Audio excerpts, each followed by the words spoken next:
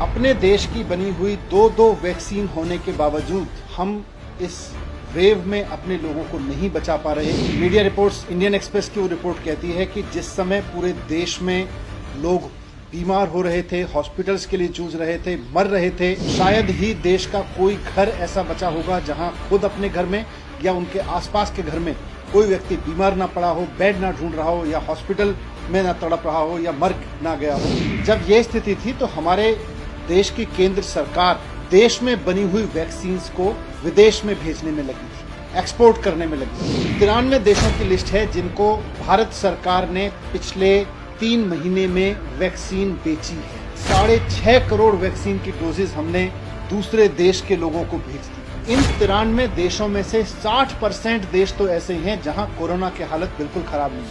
93 में से 88 देश ऐसे हैं जहां पर डेथ कोई बड़ा चैलेंज नहीं है। मार्च से लेके और अब तक हमारे देश में 1 लाख मृत्यु हो चुकी। हम इस वैक्सीन को 93 देशों को हम एक्सपोर्ट कर रहे हैं सिर्फ इसलिए कि केंद्र सरकार की इमेज बन सके। अपने लोगों को मरने की कीमत पर विदेश के 4 देशों की तारीफ सुनना केंद्र सरकार के लिए बहुत बड़ा जघन्य अपराध है, मैं मानता हूं। आप बताइए किस देश ने अपने लोगों की वैक्सीन काटकर विदेशों को दी?